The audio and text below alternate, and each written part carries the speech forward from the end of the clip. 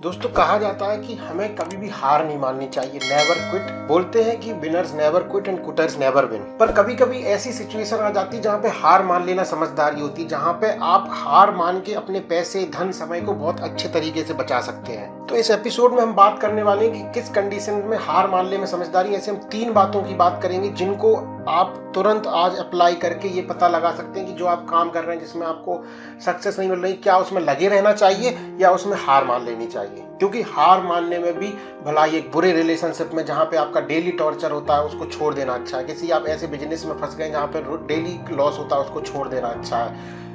कब तक उसको झेलते रहेंगे।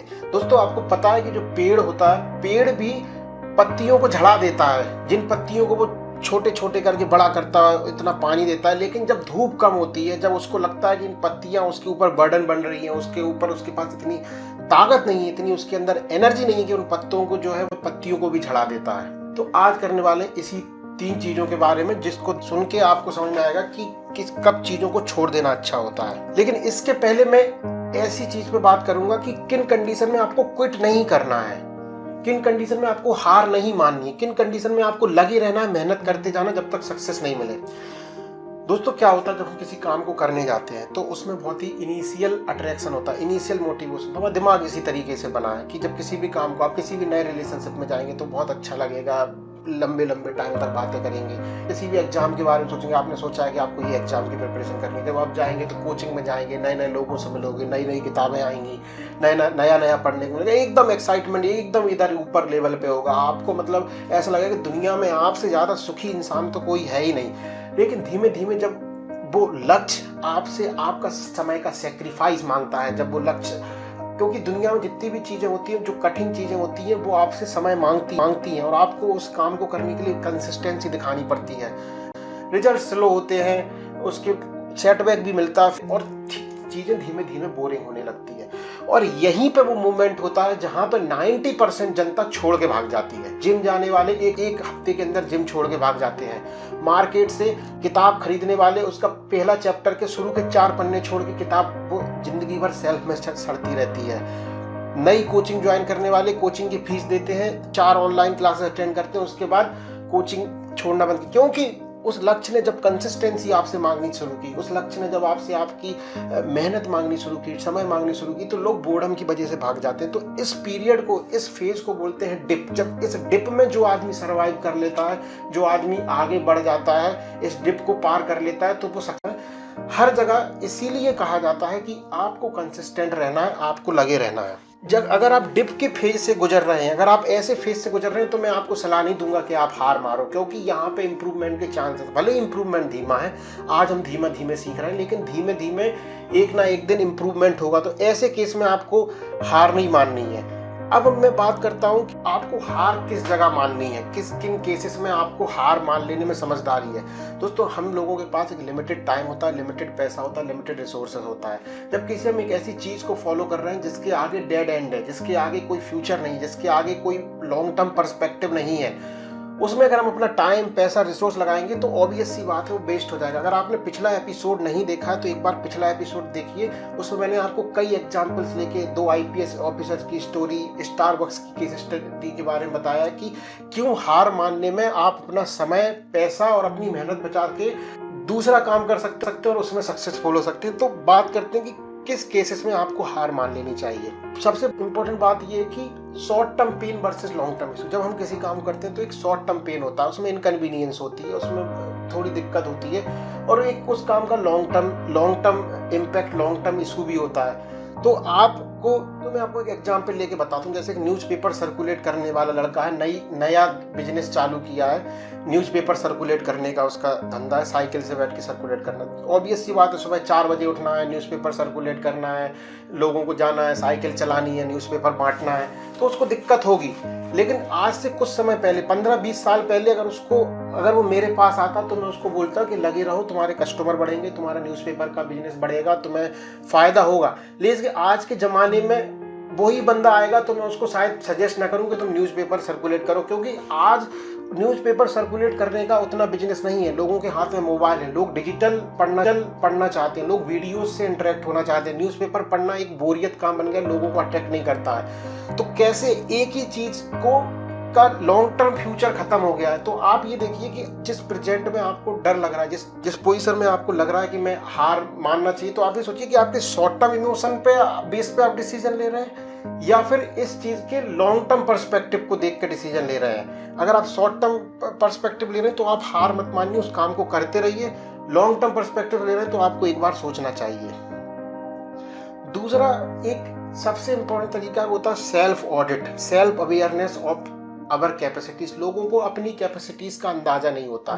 मेरा एक दोस्त था, वो कॉलेज के टाइम पे ही उसका क्या था, बिल्कुल रटने में एकदम बहुत ज्यादा उसका था, मतलब वर्ड को एग्जैक्टली रटने की कोशिश करता था, किताब से बिल्कुल पूरे रटने की कोशिश करता था। लेकिन उसका सपना था कि उसको एक दिन जाके मतलब यूपीएससी का एग्जाम देना है, ये देना है। तो उसमें तो सिलेबस इतना बड़ा होता है कि आप रट ही नहीं सकते जब तक आप चीजों को समझोगे नहीं। उसको इस बात का अंदाजा ही नहीं था कि मैं चीजें याद ही नहीं कर पाता हूँ, सिर्फ रटने के पीछे भगा रहता हूँ। सिर्फ वो अगर इज एम आर भी लिखा है तो एग्जैक्टली उसी को रटने की कोशिश करता था। उसको कई लोगों ने समझाने की कोशिश की कि नहीं, थोड़ा इस चीज को सुधारो भाई, इसको सुधारोगे तभी होगा। मैंने भी समझाने की कोशिश की, कई टीचर्स ने, प्रोफेसर ने समझाने की, उसको समझ में नहीं आया। आपको अपनी सेल्फ कैपेसिटीज का अंदाजा होना चाहिए। अगर आपको अपनी सेल्फ कैपेसिटीज का अंदाजा नहीं है, सेल्फ कैपेबिलिटी का अंदाजा नहीं, सिर्फ अंधाधुंध झुके हुए हैं, तो आपको एक बार इसमें सोचना चाहिए। अगर आपको पता लग गया कि इस काम की आपकी कैपेबिलिटी नहीं है तो बेटर है कि आपकी जिसकी कैपेबिलिटी है उस काम को करें। अब सवाल आता है कि सेल्फ कैपेबिलिटी पता कैसे चलेगी। सेल्फ कैपेबिलिटी पता चलती है हमारे इंटरेक्शन से। अगर हम अपने एक्शंस को पास्ट में देखें, हमारे दोस्त हमसे बारे में क्या पूछ रहे हैं, अगर हम अपने आप से कुछ कठिन सवाल पूछें कि हमारा रोल मॉडल कौन है, हमें किन काम में मजा आता है, कौन से काम में मुझे नानी याद आ जाती है, कौन से काम में मरते दम तक करते देखना चाहता हूं, तो ऐसे जब आप कठिन पूछोगे, लोगों से इंटरेक्ट करोगे, अपने दोस्तों से पूछोगे कि मेरे अंदर 2 अच्छाई बताओ, मेरे अंदर 2 बुराई बताओ, खुद से अपनी एक्शंस को देखोगे तो आपको सेल्फ अवेयरनेस होगी।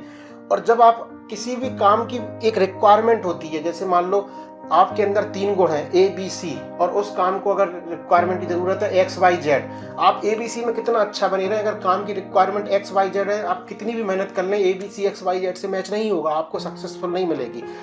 आपको ये पता करना है कि काम की रिक्वायरमेंट XYZ है, क्या आपके अंदर ABC के साथ क्या X अकेला भी है या क्या Y अकेला भी है। कुछ एक पैरामीटर है जो आपके उसके वैल्यूज से मैच करते हैं। अगर आप एग्जाम की प्रिपरेशन कर रहे हैं, किसी बिजनेस में है, तो क्या कुछ चीजें मैच करती हैं जो आपके इंक्लिनेशन में, तो ये आपको सेल्फ अवेयरनेस से पता चलेगा।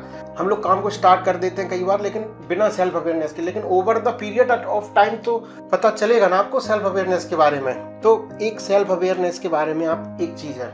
तीसरी और लास्ट चीज है कि एक स्टॉप प्लान और एग्जिट प्लान बना के रखें।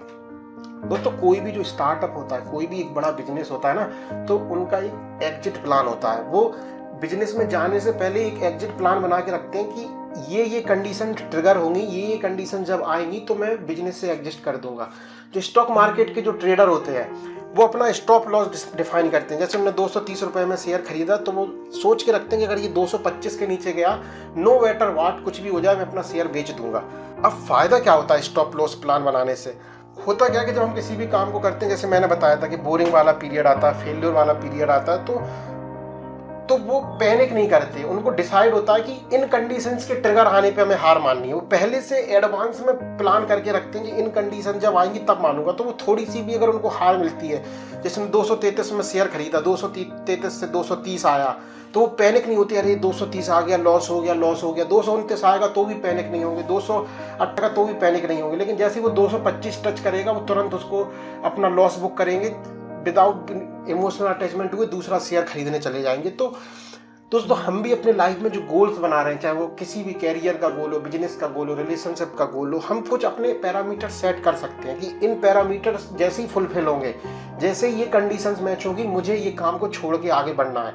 इससे फायदा ये होता है कि हम उस टाइम पे इमोशनल डिसीजन नहीं लेते हैं, क्योंकि हम पहले से ही सोच के रखते हैं कि ये कंडीशन पूरी तरीके से सोची हुई होती है, और हम इमोशंस से बाहर होकर डिसीजन लेते हैं और हमारा डिसीजन सही होने के चांसेस होते हैं। 3 स्ट्रेटजी जिनको आप इम्प्लीमेंट करके एक करेक्ट डिसीजन ले सकते हैं कि ये हार मानने का समय है या लगे रहने का समय। अगर आपका दोस्तों कोई दोस्त है जो अपने जॉब को छोड़ के किसी दूसरे काम को करने की सोच रहा है, अगर आपका कोई दोस्त है जो किसी एग्जाम में फेल होने की वजह से सोच रहा है कि पढ़ाई छोड़ के कोई और काम करूं, तो आप उसको ये वीडियो भेजिए। मैं चाहता हूं कि उसकी मदद हो, उसकी जो भटकती आत्मा है उसको थोड़ा नहीं मिले, थोड़ी उसकी आत्मा को शांति मिले। तो ये पुण्य का काम मैं आपसे चाहता हूं। अगर आपको लगता है कि ये मेरी बातें कुछ लॉजिकल है, कुछ सही है, तो आप ज़रूर सब्सक्राइब कीजिए चैनल को। मिलते हैं हमने दूसरे एपिसोड में, कुछ बात करेंगे ऐसे ही लॉजिकल अपनी ज़िंदगी को बेहतर तरीके से चलाने के लिए।